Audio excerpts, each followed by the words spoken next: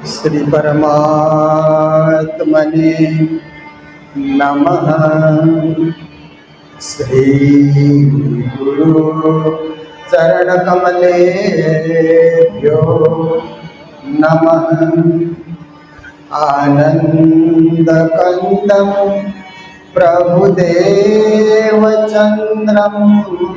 व्रजे स्वरूपे न पुरापि जातं।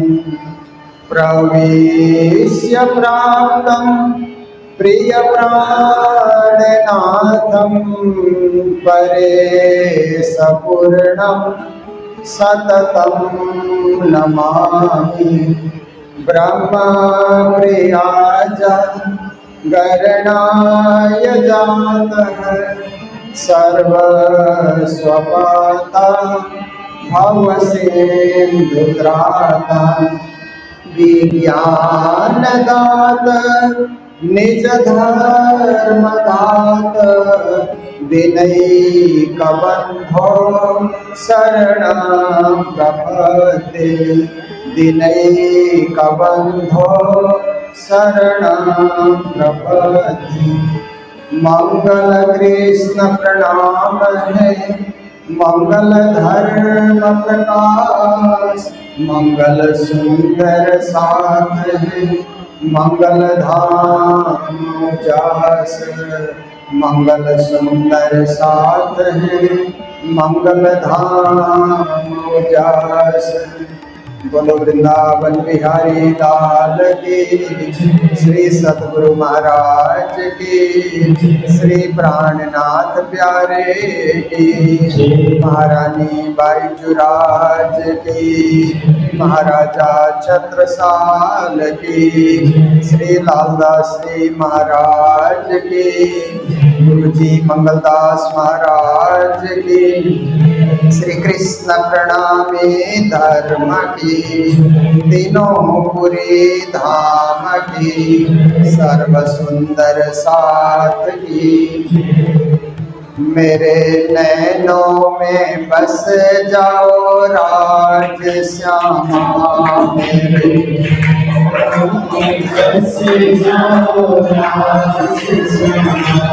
मेरे नैनों में बस जाओ राज श्यामा। मेरे नैनों में बस जाओ राज श्यामा। मेरे नैनों में बस जाओ राज श्यामा। नैनों में बस जाओ राज श्यामा। मेरे नैनों में बस जाओ राज श्यामा। मेरे नैनों में बस जाओ राज श्यामा। मेरे नैनों में बस जाओ राज श्यामा। मेरे नैनों में बस जाओ राज श्यामा। मेरे नैनों में नैनों में नैनों में। मेरे नैनों में नैनों में नैनों में। मेरे नैनों में बस जाओ राज श्यामा। मेरे नैनों में बस जाओ राज श्यामा। मेरे हृदय में बस जाओ राज श्यामा। मेरे हृदय में बस जाओ राज श्यामा। मेरे हृदय में बस जाओ राज श्यामा। मेरे हृदय में बस जाओ राज श्यामा। मेरे हृदय में बस जाओ राज श्यामा। मेरे हृदय में बस जाओ राज श्यामा। मेरे नैनों में बस जाओ राज श्यामा। मेरे नैनों में बस जाओ राज श्यामा। मेरे नैनों में बस जाओ राज श्यामा। मेरे नैनों में बस जाओ राज श्यामा। बस जाओ राज श्यामा, मेरे नैनों में बस जाओ राज श्यामा। सद्गुरु महाराज की भूखोने तो जे हाथ में तो नीचा उड़े निहार, चुके माँ चमक ध्रुव जी से तो बाण संभार, से तो बाण संभार। प्रणाम। श्रावण मास वेतक कथा चर्चा जिसका आनंद आप सभी नित्य प्रति ले रहे हैं, आज 13वें दिन में हम लोग प्रवेश कर चुके हैं। बहुत अच्छा समय जा रहा है, भक्तिमया, श्रद्धामया, भावमया, प्रेममया। हम राज्य के और करीब हो रहे हैं। हमारी यात्रा आगे बढ़ रही है और श्री राज्य के चरणारविंद के निकट होने का अनुभव हो रहा है। यही तो बीतक की महिमा है और यही बीतक का महत्व है। तो देखिए कि हमने परम धाम की बीतक सुनी, ब्रज की बीतक सुनी, रास की बीतक सुनी। जागनी मंडल में आकर के सदगुरु धनी श्री देवचंद जी महाराज ने जो बीतक की वो भी हमने सुनी। अब महामती स्वामी श्री प्राणनाथ जी की बीतक सुन रहे हैं। प्राणनाथ जी महाराज को सदगुरु का आदेश हुआ कि मेराज ठाकुर विदेश चले जाओ, अरब देश चले जाओ और वहां जाकर के खेता भाई को जगाओ। उनके पास तो संपत्ति है, धर्म की सेवा में काम आए तो अच्छी बात है, अन्यथा उनकी आत्मा जाग जाए तो भी बड़ी बात है। महाराज ठाकुर 40 दिन लगा करके पालदार जहाज में वहां पहुंचे। खेता भाई को जगाने का बहुत प्रयास किया, 4 साल तक वहां रहे, बसरा में रहे और खेता को अनेक ज्ञान प्रवचन के द्वारा जागृत करना चाहा, पर उनका वही देहांत हो जाता है, सदगुरु के चरणों तक नहीं आ सके। महाराज ठाकुर को बड़े निराशा हुई कि क्योंकि हम प्रयत्न करते हैं ना, प्रयत्न सफल हो जाता है तो खुशी होती है, प्रयत्न विफल होता है तो निराशा होती है। पर परमात्मा इस संसार के अंतर्गत भेजते हैं न किसी को। सफलता असफलता ये दोनों जीवन के पक्ष हैं, दोनों को ही समझना, दोनों को ही देखना और दोनों का ही अनुभव करना बहुत जरूरी होता है। कभी पास कभी फेल, कभी हानि कभी लाभ, कभी जीत कभी पराजय। ये क्या है कि जीवन के अनेक पक्ष बने हुए हैं। हर अवतारी पुरुष को, हर महात्मा को, हर साधक को, हर सुंदर साध को, हर मनुष्य को इन विविध पक्षों में होकर के गुजरना पड़ता है। ये महाराज ठाकुर को भी अनुभव हो रहा है। फिर उन्होंने देखा कि उनके धन का संग्रह करके वापिस नौतनपुरी धाम चले, तो वहां के हाकिम ने बुरी दृष्टि की और सारे गोदामों में उसने सील कर दिया, ताला लगा दिया। यहाँ का धन यहीं रहेगा, यहाँ की कमाई यहीं रहेगी, अपने देश में यहाँ कमा करके कोई ले जा नहीं सकता। तो महाराज ठाकुर ने सोचा अब क्या करें। एक प्रयास और करते हैं कि राजधानी बगदाद में जाकर के वहां के शहंशाह से मिल करके एक बार फरियाद करते हैं कि हमारे स्वजन का धन यहाँ पर इस तरह से यहाँ के शासक ने बंद किया है, कृपया उसका धन मिले।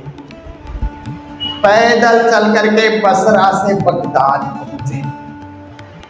बगदाद में जाकर के उन्होंने देखा कि कैसे बादशाह से मिले, क्योंकि बादशाह तो सेना के साथ चलता है, अकेले नहीं चलता है और अपने दरबार में रहता है।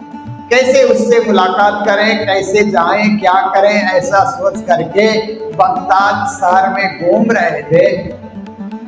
तो उतने में एक सफेद दाढ़ी वाला, सफेद वस्त्र में एक मौलवी चल करके आ रहा है। श्री प्राणनाथ जी महाराज ने देखा। जब अहमदाबाद गए तो एक पंडित चल करके आ रहा था। अब बगदाद जाकर के पहुंचे तो एक मौलवी चल करके आ रहा है। बिल्कुल नजदीक आया और आकर के कहता है कि बेटे ला तखौफ या बनी। अरबी भाषा में पूछता है कि बेटे क्या समस्या है, इसलिए तुम भयभीत हो, इसलिए तुम डर रहे हो।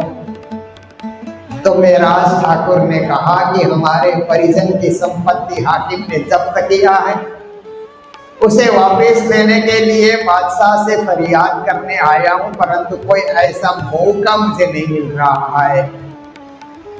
तो मौलवी कहता है फरियाद करने वालों के लिए सबसे अच्छा मौका तो जुम्मे के दिन होता है। शुक्रवार के दिन बादशाह जब दरबार से मस्जिद में नमाज पढ़ने के लिए जाता है तो अनेक फरियादों वहां पर खड़े होकर के अपने अपने पत्र वहां पर सौंपते हैं। फिर बादशाह उनको देख करके जरूरत है तो उनको बुला लेता है। तो आप भी ऐसे ही फरियादी बन करके खड़े हो जाना और बादशाह तक बात पहुंचेगी तो बादशाह पूरा पूरा न्याय कर देगा। तो श्री प्राणनाथ जी महाराज सोचते इतने फरियादी लोग जाएंगे और मैं भी वहां खड़ा हो जाऊंगा, क्या मैं वो सौंप पाऊंगा, नहीं सौंप पाऊंगा, अपने पत्र फरियाद पत्र दे पाऊंगा, नहीं दे पाऊंगा, ऐसे सोच रहे हैं। तो कहता है कि इंशाअल्लाह तारा करेगा। वो कहता है कि प्रभु की कृपा होगी, मालिक की कृपा होगी, तुम्हारा काम बन जाएगा। तो इतना ही जा करके कहना कि मेरे गले का बोझ डालत हूँ गले तुम ले हिसाब रोज उदके इदके जब होवे हको। ये उसके कानों में सुना देना, बादशाह के कानों में, ऐसा करके उस मौलवी ने कहा, उस अजनबी ने कहा डरना नहीं, बिल्कुल भी नहीं डरना। तो इतना कहा करके वो आलोक हो जाता है। वहां पर ये भी हुकुम का ही स्वरूप था। बोलो कृष्ण कन्हैया लाल की। श्री प्राणनाथ जी महाराज शुक्रवार का दिन आया, प्रतीक्षा करते रहे तो नमाज पढ़ने का समय भी हुआ। बादशाह अपने सेना को लेकर के वहां से चल करके आ रहा है, मस्जिद की ओर जा रहा है, चल रहा है। सब लोग खड़े हैं वहां अपने विनती पत्र चढ़ाने के लिए। श्री जी महाराज भी वहां खड़े हैं और श्री जी महाराज ने अपने विनती पत्र देते समय बादशाह के कपड़े को, दामन को पकड़ा तो ऊपर जो कस लगी हुई थी, जहां पर तनी बंध दी है, वो टूट गया। तो अंगरक्षकों ने कहा कि इसको पकड़ो, इसको पकड़ो, ये कौन है, क्यों इस तरह से बादशाह के कपड़े को झटक रहा है। तो उस समय बादशाह ने मना किया। लगता है कि ये कोई परदेसी है और ज्यादा ही परेशान है, इसीलिए ये इस प्रकार से फरियाद करता है। तो कहा कि डरो मत, क्या है, क्या कहना चाहते हो, मैं तुम्हारा पूरा पूरा इंसाफ कर दूंगा, डरने की कोई बात नहीं है। तो श्री जी महाराज ने कहा मेरे गले का बोझ सो डालत हूँ गले तुम, ले हिसाब रोज ईद के जब हो के हक होवे हक हुकुम। कहने का तात्पर्य था कि मेरे सिर पे एक बोझ है कि खेता भाई का धन उनके परिवार वालों को सौंपना, ये कार्य मेरे जिम्मे में है, सदगुरु ने मुझे दिया है। अब हाकिम के चलते ये काम सिद्ध नहीं हो पा रहा है, तो मेरी जो जिम्मेदारी है, हे बादशाह, आपके सिर में मैं डाल दूं। अब न्याय करना आपके हाथ में, आप न्याय नर्क नहीं कर सके तो जब आपकी भी मृत्यु होगी तो उस समय आपका जो खुदा है आपके किए हुए पुण्य का फल देगा। उस समय भी इसी तरह दामन झटक करके मेरा जो हक है मैं लेकर के ही रहूंगा। ये चौपाई का ये सारांश था, ये चौपाई का ये अर्थ था। जब बादशाह ने ये बात सुनी तो कहता है कि इंशाअल्लाह ताला करे मैं करूं तेरा इंसाफ। खुदा का हुक्म होगा, ईश्वर का हुक्म होगा तो मैं जरूर इंसाफ करूंगा। इतना कह करके वो नमाज पढ़ने के लिए चला गया। दूसरे दिन दरबार से ढोल बजाते हुए, दरबार के जो होते हैं ना चौकीदार, ढोल बजाते हुए आए और कहते हैं कि कल बादशाह का दामन पकड़ने वाला इंसान कौन है, उसको दरबार में बुलाया जा रहा है, सामने आ जाए, हम उसको ढूंढते आए हैं। फिर ढोल बजाते हैं। तो प्राणनाथ जी महाराज ने सोचा वो इंसान तो मैं ही हूँ, मैंने ही दामन पकड़ा था। शायद बादशाह ने मुझे बुलाने के लिए इन दरबारी लोगों को भेजा है। तो श्री जी महाराज ने कहा कि वो मैं हूँ, मैंने दामन खींचा था। तो कहते हैं चलिए दरबार में, आपको बादशाह ने बुलाया है, आप वहाँ चलिए, हम लेकर के चलते हैं। साथ लेकर के चले और बादशाह अपने दरबार में सिंहासन में बैठा हुआ है। श्री प्राणनाथ जी महाराज पहुंचे तो उनको भी बैठने के लिए आसन दिया गया। फिर कहता है कहाँ से आए हो, कौन हो? मैं हिंदुस्तान से आया हूँ और मेरे रिश्तेदार ने यहाँ 25 साल रह करके बहुत संपत्ति आर्जन किया था। उनका देहांत तो हो गया, उनकी संपत्ति लेकर के हिंदुस्तान जाना है, पर आपका जो बसरा में जो हाकिम है उसने सारा कुछ ताला मार दिया है, इसलिए आपसे फरियाद करने के लिए आया हूं। वो कहता है हिंदुस्तान से आए हो, इतना दूर से, क्या हाल है हिंदुस्तान का? वहाँ लोग कैसे रहते हैं, वहाँ का जनजीवन कैसा है, कौन कौन राजा वहाँ पर राज करते हैं और वहाँ का धर्म कैसा है, हिंदुस्तान का धर्म कैसा है? जिज्ञासु बन करके मेराज ठाकुर से बहुत कुछ भारत के विषय में वो जानना चाहता है। श्री प्राणनाथ जी महाराज ने भी बहुत कुछ बता दिया कि बहुत सारे राजा राज करते हैं और वो बहुत खुशहाल देश है और हिंदू धर्म एक प्राचीन धर्म है, सर्वश्रेष्ठ धर्म है, आदि इत्यादि जो कुछ उसने पूछा प्राणनाथ जी महाराज बताते चले गए। और सुनने के बाद कहता है कि मैं आपका इंसाफ कर देता हूँ। एक चिट्ठी उसने तैयार करवाया उस हाकिम के नाम कि इनके जो भी संपत्ति है इनको वापस दिया जाए और जहाँ जहाँ ताले लगे उनको खुलवा दिया जाए। चिट्ठी में सब तैयार किया गया और 2 सिपाही भी भेज दिया। 2 आदमी यहाँ से साथ जाएंगे, आप जाइए और हाकिम को ये चिट्ठी दिया जाएगा, सब कुछ आपको मिल जाएगा, ये इंसाफ है मेरा। आपके रिश्तेदार का धन है तो आप ही को मिलना चाहिए, जरूर मिलेगा। तो श्री प्राणनाथ जी महाराज लौट करके आए, सिपाही लोग भी हैं, हाकिम को चिट्ठी दी गई तो हाकिम ने सिर झुकाया, अरे ये तो बादशाह तक पहुंच गया और वहां से फरमान लेकर के आया। फटाफट ताले खोल दिए गए और श्री प्राणनाथ जी महाराज सोचते हैं अच्छा हुआ इंसाफ हो गया इस देश में। पर वो हाकिम जो था मन में कपट लिए हुए काम कर रहा था। रात्रि को प्राणनाथ जी महाराज विश्राम कर रहे थे तो हाकिम ने अपने बंदों को आदेश दे करके उन गोदामों में आग लगवा दिया कि जल जल करके भस्म हो जाए। श्री प्राणनाथ जी महाराज जागे तो सारे गोदाम आग से जल रहे हैं, आग की लपटें उठ रही है वहां पर। प्राणनाथ जी को पता लग गया ये सब करतूत उसी हाकिम का है।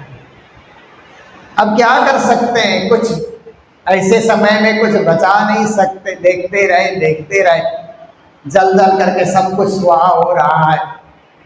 दूसरे तीसरे दिन श्री प्राणीनाथ जी महाराज ने सोचा कि जो सोना है, चांदी है, जो अमूल्य धातु है, वो तो अग्नि में जल करके भस्म नहीं होते हैं। उनकी थोड़ी खोज करी, इकट्ठा किया उनको, और इकट्ठा करने के बाद फिर सोचते हैं कि अभी ये कोई मौका ऐसा लगेगा तो जहाज पे डाल करके इनको ले करके जाऊंगा।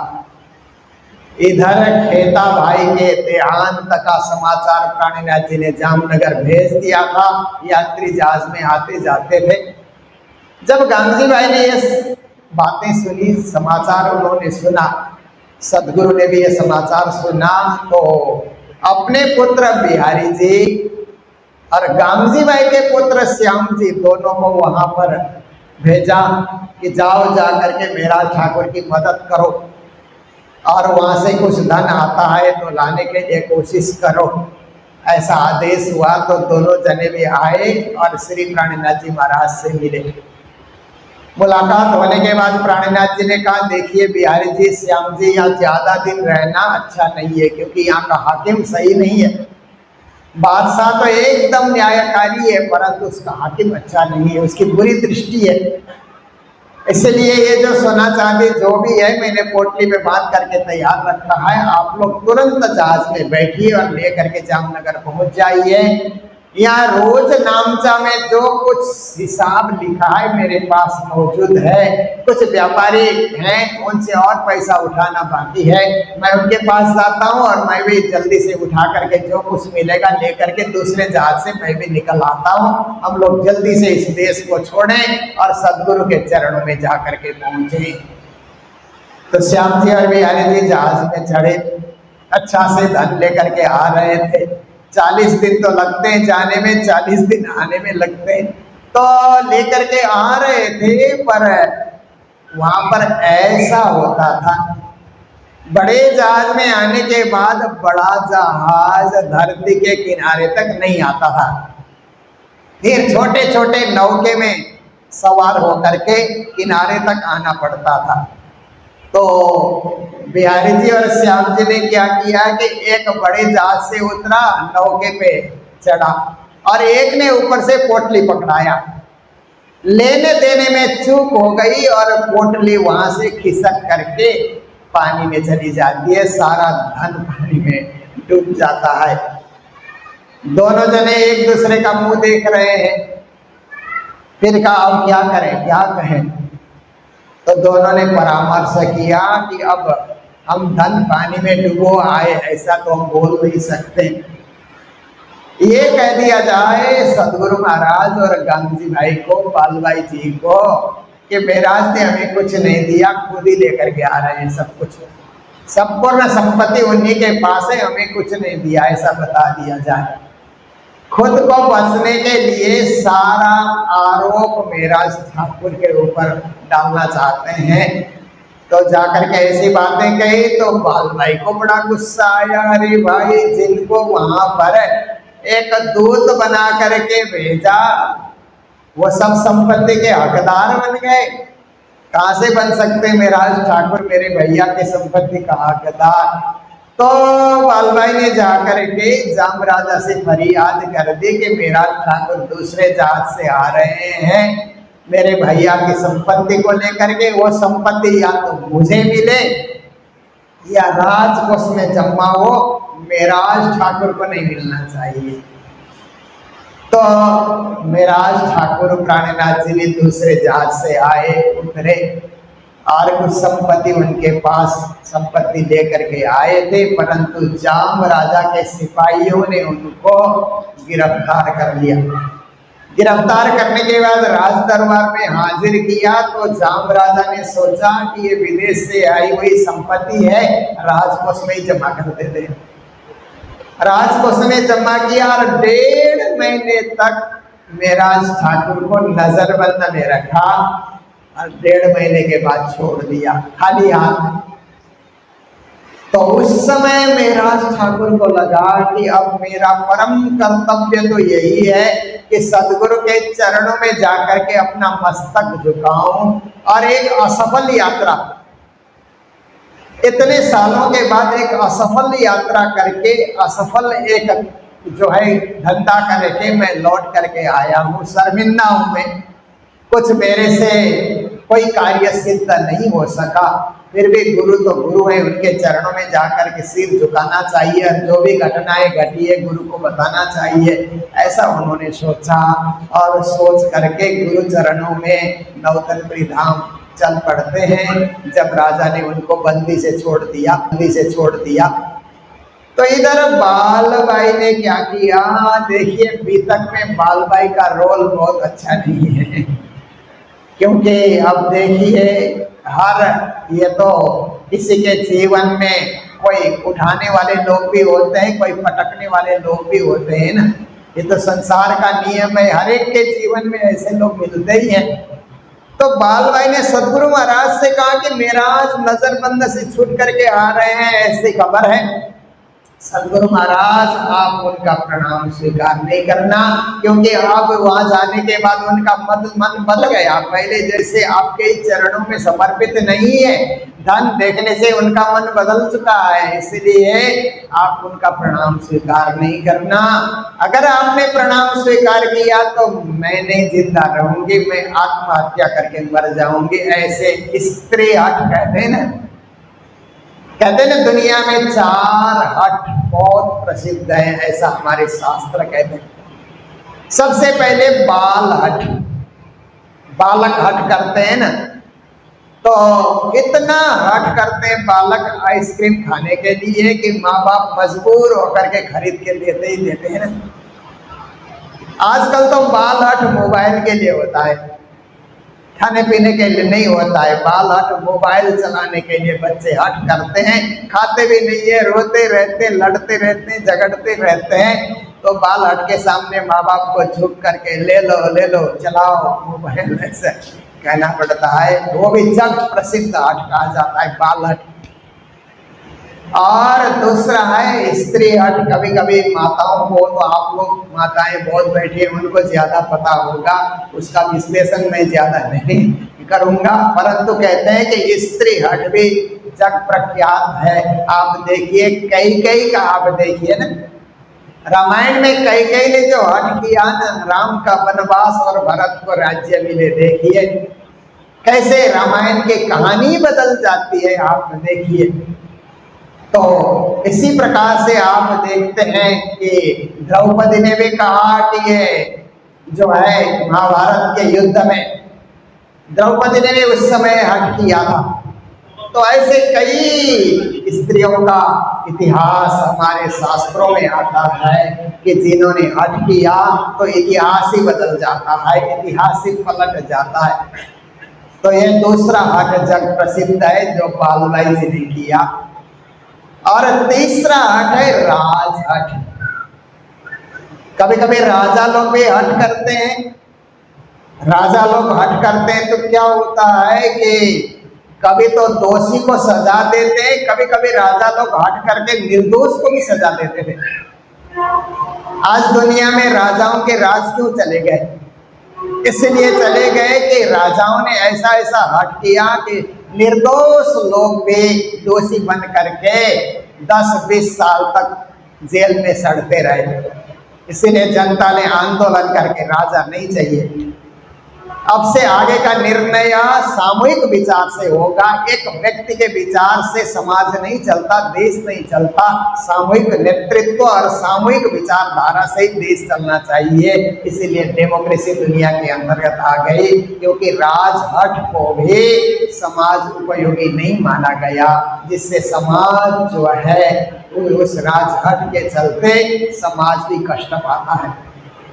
और चौथे नंबर में आता है साधु हट कहते हैं।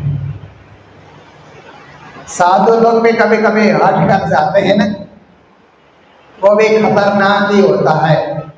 साधु संत हट करें वो भी समाज के लिए वरदान सिद्ध नहीं होता है कभी कभी। तो ये 4 हट जग प्रसिद्ध है। तो बालबाई जी ने स्त्री हट कर दिया वहां पर। तो महाराज ठाकुर चल करके आए, गुरु चरणों में आए नौतनपुरी धाम में, और 4 साल तो खेताबाई के धन समेटने में लगा, 1 साल और उनके धन को इकट्ठा करके लौट कर आने में 1.5 महीना फिर नजरबंद में रहना पड़ा। कुल मिलाकर के 5 साल करीब होने आए। जुदागी सदगुरु के चरणों से दूर है। गुरु के बिना एक पल नहीं रह पाते थे। गुरु आदेश पालन करने के लिए 5-5 साल की जुदागी हो चुकी है। अभिलाषा मन में लेकर के जा रहे हैं कि गुरु को प्रणाम करके, सफलता तो नहीं मिली परंतु उनको प्रणाम करके जो कुछ मैंने मेहनत किया, परिश्रम किया, उनके चरणों में मैं एकांत में सारी बातें सुनाऊंगा। सच क्या है सब कुछ मैं सदगुरु के सामने प्रकट करूंगा, ऐसा सोच करके गए थे। पर सदगुरु महाराज ने प्रणाम स्वीकार नहीं किया। मेराज ठाकुर की ओर उन्होंने नहीं देखा क्योंकि बालबाई वहाँ बैठी हुई थी। इसके चलते कभी कभी क्या होता है कि बड़े बड़े लोग भी कुछ ऐसे छोटे लोगों के कारण बहुत जो है करने योग्य कार्य से भी वंचित हो जाते हैं। ऐसी स्थिति हुई, सदगुरु ने प्रणाम स्वीकार नहीं किया। थोड़ी देर महाराज ठाकुर बैठे रहे तो उनको लगा कि कुछ कारण है। ऐसे सदगुरु कभी नहीं करते। मेरे को देखते ही इंद्रावती की वासना ऐसे करके सदगुरु महाराज तो मुझे प्यार से अपने चरणों में लगा देते थे। आज वही सदगुरु मेरी ओर नजर तक नहीं दे रहे, मेरे प्रणाम तक स्वीकार नहीं करते। प्रणाम स्वीकार कब होता है कि सामने वाला भी प्रणाम कहे तभी तो प्रणाम स्वीकार होता है। आज मेरा प्रणाम भी स्वीकार नहीं हो रहा, इसका मतलब कुछ कारण है। इसलिए मुझे यहाँ ज्यादा देर तक नहीं बैठना चाहिए। मैं बैठा रहूंगा तो सदगुरु को कष्ट होगा। ऐसा सोच करके अब जाएं तो कहाँ जाएं, अपने घर में जाएं। घर की ओर चल पड़े वहां से। तो इस प्रसंग में हमारे वितकार और आप सब श्रोता भी सोचते हैं कि ऐसे साक्षात सदगुरु और ऐसे साक्षात महामती प्रणाम स्वीकार क्यों नहीं किया। इसके 2-3 कारण समझ आते हैं जो मैं आपके समक्ष प्रसंग बस रख रहा हूँ। कि एक कारण तो ये है कि सदगुरु महाराज ने अपना मुंह ढक करके प्रणाम स्वीकार न करके ये बताया कि मेरे पुत्र बिहारी और गांधी जी के पुत्र श्याम जी ने ऐसा कार्य किया कि महाराज के आगे मुझे मुंह दिखाने लायक भी नहीं रखा। शायद ये सोच करके उन्होंने अपना मुंह ढका हो, ये एक कारण बताया जाता है। दूसरा कारण बताया जाता है कि सदगुरु महाराज अपना मुंह ढक करके मेराज ठाकुर को बताना चाहते थे कि मेराज ठाकुर ऐसा समय भी आने वाला है कि मैं पर्दे के पीछे चला जाऊंगा, मैं अंतर्ध्यान हो जाऊंगा। कुछ समय के बाद मेरा अंतर्ध्यान होने का समय आ रहा है। मेरे बिना जीने का, मेरे बिना खड़े होकर के धर्म का कार्य करने का ये साहस तुम बटोर लो। इस प्रकार सदगुरु महाराज मेराज ठाकुर को मुंह ढक करके प्रणाम स्वीकार न करके एक साहस बटोरने के लिए प्रेरणा दे रहे थे, ऐसा भी इस प्रसंग को माना जाता है। और तीसरी बात और महत्वपूर्ण बात ये है कि रास करते करते जब श्री कृष्ण अंतर्धान हो गए तो राधिका जी को बहुत विलाप हुआ ना। कंधे में उठा करके चलो, ऐसा राधिका जी ने कहा था। कंधे में आने की तैयारी करती है तो कृष्ण अंतर्धान हो जाते हैं। रोती है, विलाप करती है, बिलखती है, परेशान होती है। फिर सखियों ने कहा तो फिर कृष्ण का स्वरूप धारण करके ब्रज लीला दिखाती है, रास दिखाने की तैयारी करती है। तो बाद में कृष्ण प्रकट हो जाते हैं। लीला रास लीला पूरी होती है तो जब सब बैठते हैं, बैठने के बाद वहां पर संवाद शुरू होता है। तो बाला बालम जी मारा, प्रीतम हमारा, उस प्रकरण में वो संवाद आता है। संवाद की घड़ी में राधा जी पूछती हैं कि हे श्याम सुंदर, आपने रास में इतना आनंद दिया, बहुत ही आनंद दिया, पर अंतर्धान होकर के हमें रुलाया क्यों? आनंद की घड़ी में दुख क्यों दिया? आनंद की घड़ी में भी रोना पड़े, ये क्या आपने ऐसी लीला की? तो उस समय श्री कृष्ण ने पूछा कि राधा कितना दुख हुआ तुमको? तो राधा जी ने कहा मैं व्यक्त करके तो नहीं बता सकती हूँ, परंतु कभी मौका लगेगा तो ऐसी परिस्थिति खड़ी करके आपको मैं बताऊंगी कि वियोग का दुख और अंतर ध्यान का या आपस में वार्ता न होने का दुख कितना कष्टकर होता है, कभी मैं बताऊंगी। तो श्री कृष्ण जी ने कहा कोई बात नहीं, बताना। अब कृष्ण के रूप में निराज ठाकुर आए हुए हैं, श्यामा के रूप में सदगुरु आए हुए हैं। तो सदगुरु ने अपना मुंह ढक करके, राधा जी ने अपना मुंह ढक करके कृष्ण को प्रणाम, कृष्ण का प्रणाम स्वीकार नहीं किया। तो कृष्ण जी को पता लगा कि वियोग का दुख, बिछोड़ का दुख, अंतर्ध्यान का दुख ये कितना परेशान करने वाला होता है। ये पाठ पढ़ने के लिए, ये अनुभव करने के लिए मौका मिल जाता है, इसलिए भी सदगुरु ने प्रणाम स्वीकार नहीं किया।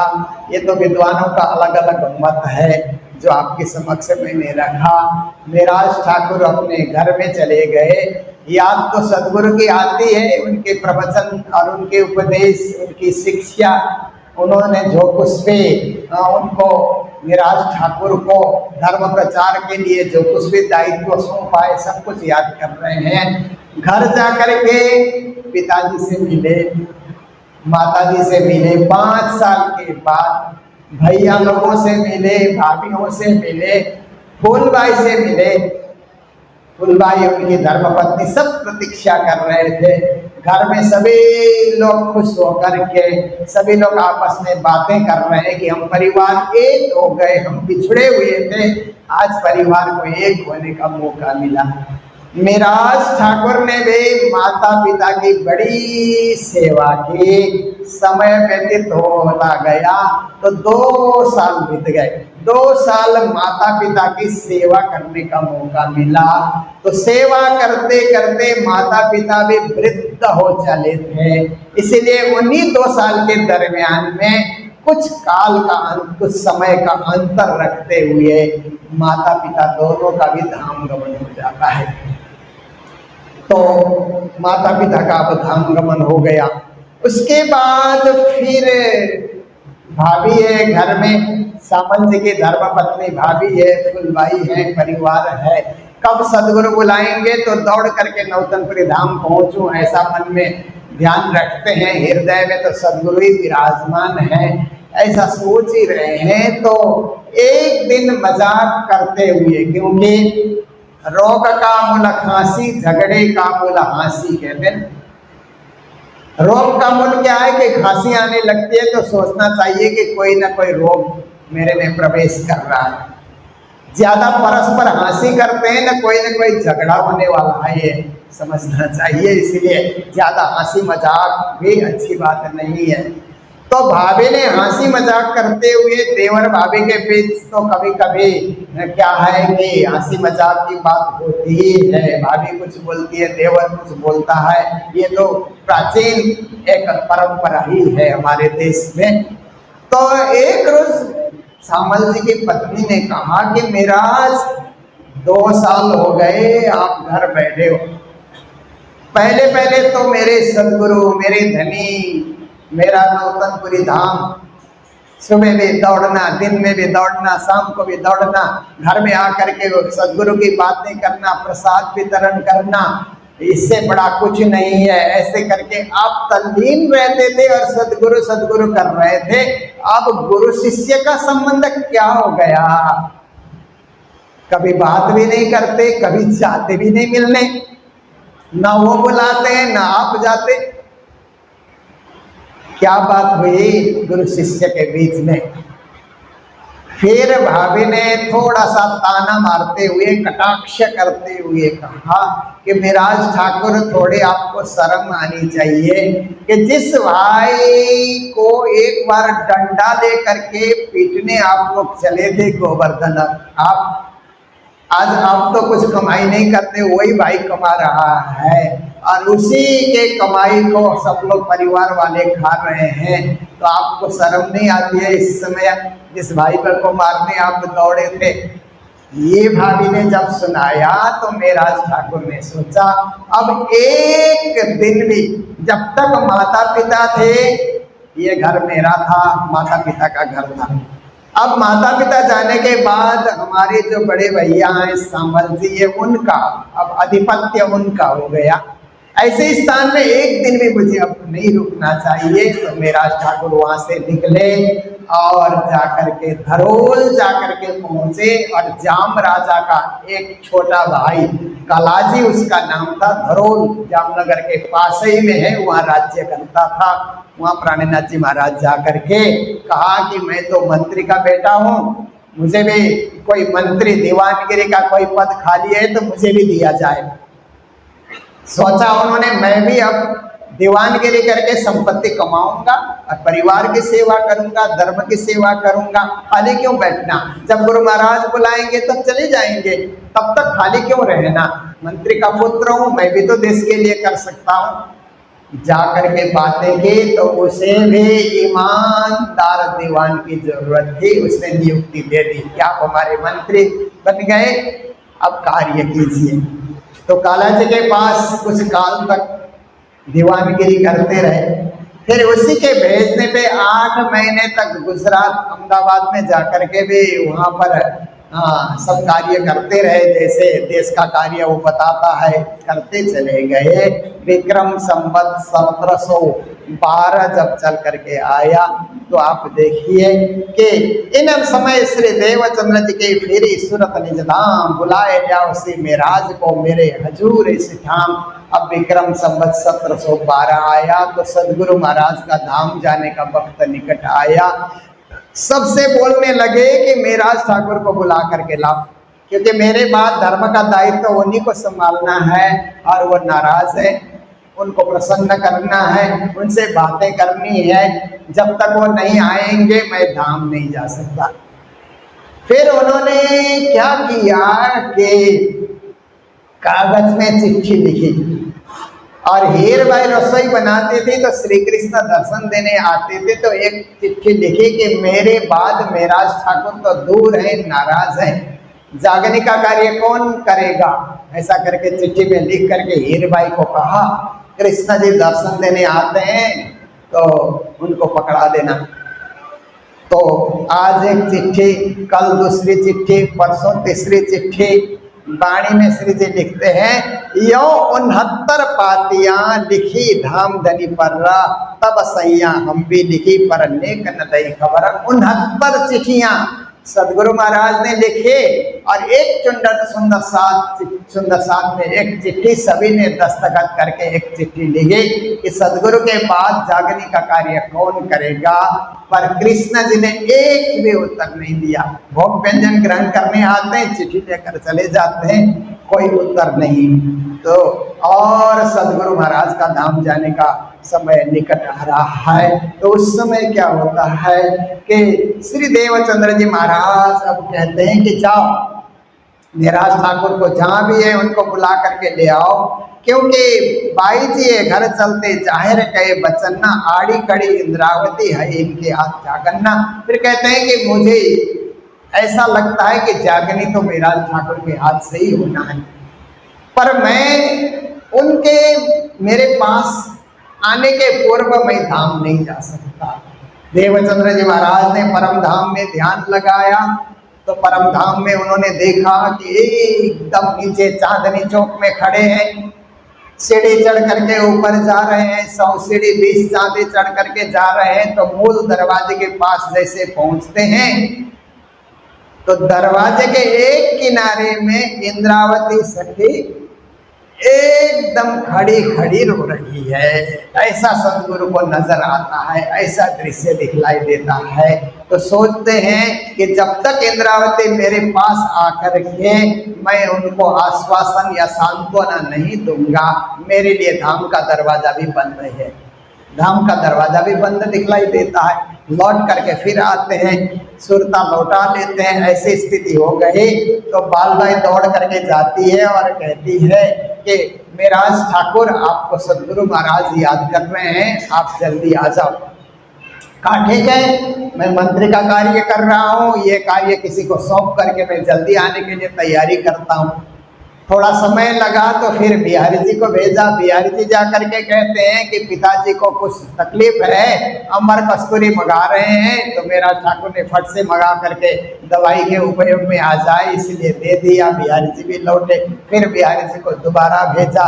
फिर सदगुरु महाराज कहने लगे कि मेराज को बुलाओ, मेराज को बुलाओ, मेरी आत्मा अटक रही है, उनके बिना मैं धाम नहीं जा सकता। तो मेराज ठाकुर बचपन में सदगुरु की स्तुति करते हुए सिंधी भाषा में कुछ चौपाइयाँ बोलते थे। सदगुरु ने उन चौपाइयों को दोहराया। जान हूं न कोड़ धड़, धड़ धड़ कोड़ मत्थन, मत्था मत्था कोड़ मुँह, मुँह मुँह कोड़ जीवन, हेतरा मिट्टी तोईजा ताजे गुण गिनन, भाल तोईजा हिकड़ी तो के कीन पूजन। ये सिंधी भाषा है। इसका अर्थ है कि कोई एक ऐसा जानवर हो जिसके करोड़ करोड़ शरीर हो, एक शरीर में करोड़ करोड़ सिर हो, और एक सिर में करोड़ करोड़ मुख हो, और एक मुख में करोड़ करोड़ जीवा हो। ये सब मिलकर के गुरु के गुण को गाए तो भी गुरु का गुण इतना महान होता है कि वो गा करके पूरा नहीं कर सकता है। इस प्रकार गुरु की महिमा गाने वाले मेरे मेराज ठाकुर को बुलाओ। देवचंद्र जी के दिल में रही बात अटक्का, फेर फेर कहे बुलाओ श्री मेराज रहे खटक्का। मैं धाम दरवाजे बैठ न सकूं, ठाड़ी इंद्रावती करे रुदन्ना। इस प्रकार से जा तो बालबाई जा करके सब कुछ बता देती है कि बार बार आपको याद किया जा रहा है, सदगुरु याद कर रहे हैं, आप विलंब क्यों करते हैं। तो जल्दी से मंत्री पद दूसरे को सौंप करके श्री मेराज ठाकुर सदगुरु के चरणों में आते हैं। तो वो दिन था श्री कृष्ण जन्माष्टमी का दिन। पूरे नौतनपुरी में सुंदर साथ, एक तरफ सदगुरु महाराज बीमार है, एक तरफ सदगुरु महाराज का पहले से आदेश था कि जन्माष्टमी का पर्व बहुत धूमधाम से मनाना चाहिए, तोरण बंधन बांध करके उत्सव सबको आमंत्रण दे करके बढ़िया से मनाना चाहिए। वो तैयारी भी एक तरफ चल रही है और सदगुरु की जो स्थिति ठीक नहीं है उसके लिए सुंदर साथ चिंतित भी हैं। ऐसी घड़ी में मेराज ठाकुर जा करके पहुँचते हैं, और जब जाकर के पहुँचते हैं संवत 1612 श्रावण बदी अष्टमी, मिलाप श्री देवचंद्र जी सो कहू बात जमे। संवत 1612 चल रहा है, श्रावण कृष्ण पक्ष अष्टमी की तिथि है। तो धनी श्री देवचंद्र जी महाराज के चरणों में 9 साल की जुदागी के बाद 5 साल तो अरब देश में लगे, 2 साल घर में रहे, माता पिता की सेवा करी, 2 साल काला जी के पास रहे, कुल 9 साल हो गए। 9 साल की जुदागी के बाद सदगुरु के चरणों में गए और प्रणाम किया। तो सदगुरु महाराज ने जैसे ही प्रणाम किया तो कहते हैं कि वो 69 के 69 चिट्ठियाँ जमीन में गिरी उनके जेब से, प्राणनाथ जी के जेब से। सदगुरु महाराज कहते हैं कौन हो तुम? मेराज की आत्मा हूँ। अच्छा तुम आ गए, बहुत अच्छा हुआ।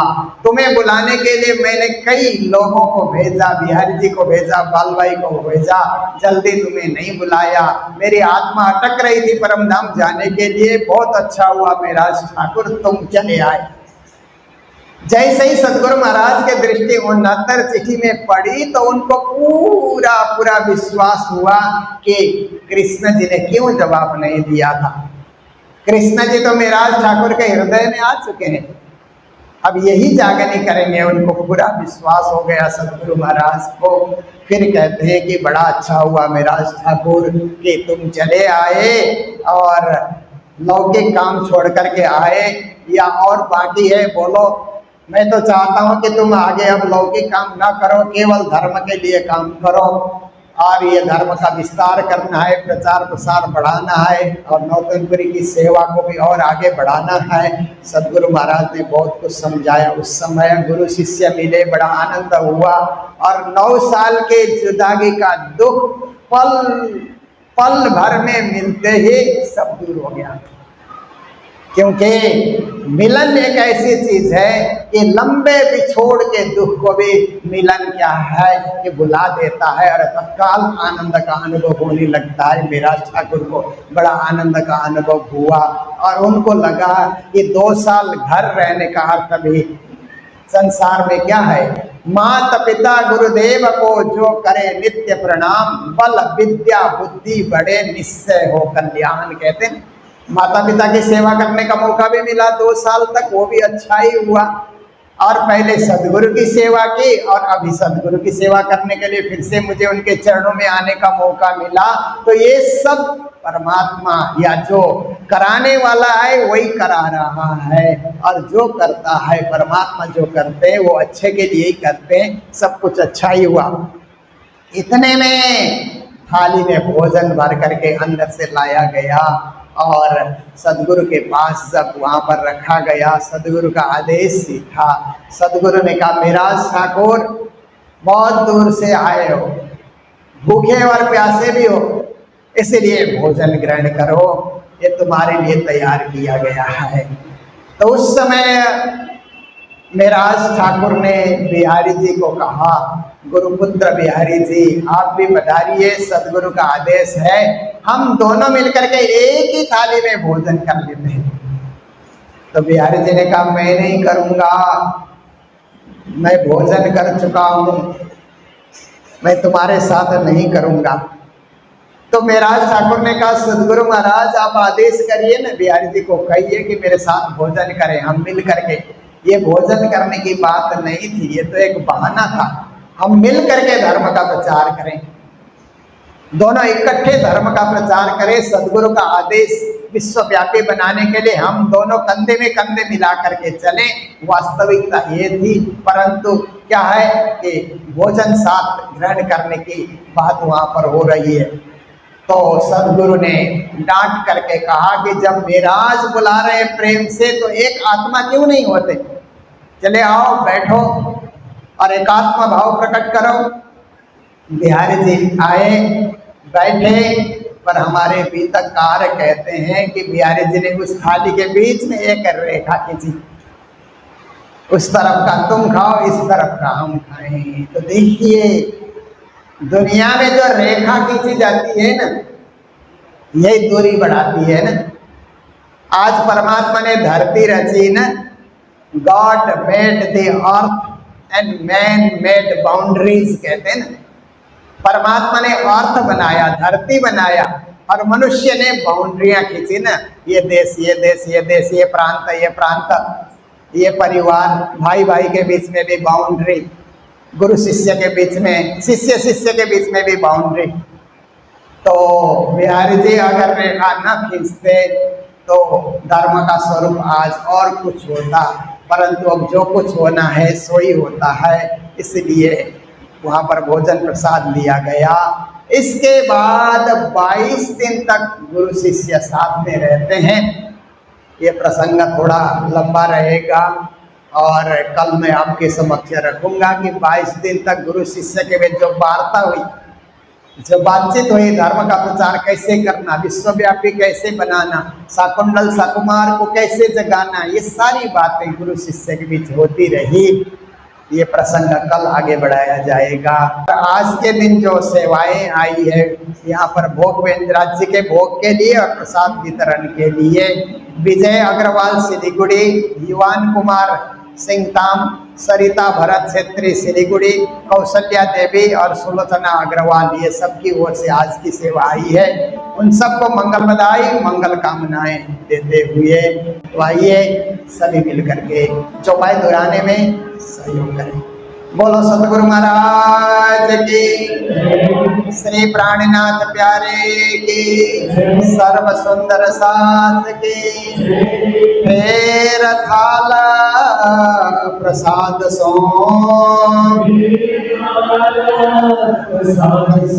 हराय के धराया आगे आना,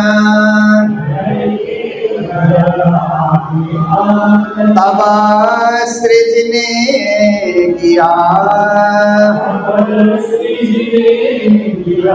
बिहारी जी का सम्मान, बिहारी जी का सम्मान। बोलो श्री प्राणनाथ प्यारे की, श्री धाम के धनी की प्रणाम।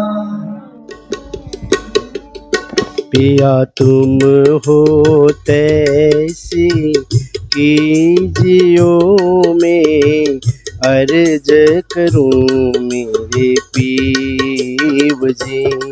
हम जैसी तुम जीन करूं, मेरा तलप तलप जाए जीव जी। जीवड़ा तो जीवे नहीं क्यों, मीठे दिल की प्यास जी। तुम बिना मैं कि न सुख हूँ पिया, तुम हो मेरी आस जी। आस वीरानी तो करूं पिया, जो कोई दूसरा होए जी। सब विद पिया जी समर्थ, दिन रैन जात रोए रोए जी। जन्म अंधे जो हम होती, सो तुम देखत कीव जी। जब तुम आप देखाओगे, तब देखूंगी नैनन भर रे। एति पुकार पिया सुन के, अब ढील करूं अब जीन जी। छिन छिन खबर लीजियो में, अर्ज करूं दुलहीन जी। इति अरज में तो करूं पिया, जो आड़ी भई अंत राय जी। सो आड़ी अंतराय टाल के, दुल्हा लीजिए कंठ लगाए जी। कंठ लगाए कंठ सो पिया, कीजिए हास विलास जी। वार न जाए श्री इंद्रावती पिया, राखो कदमों के पास जी। तुम दुल्हा में दुल्हिनी पिया, और न जानो बात जी। इसक सो से वाह करूं पिया, सब अंगों साक्षात जी। सदा सुखदाता धाम धनी, में क्या कहूँ इन बात जी। श्री महामती जुगल स्वरूप, परवारी अंगना बलि बलि जात जी। पिया तुम हो तैसी कीजियो में, अर्ज करूं मैं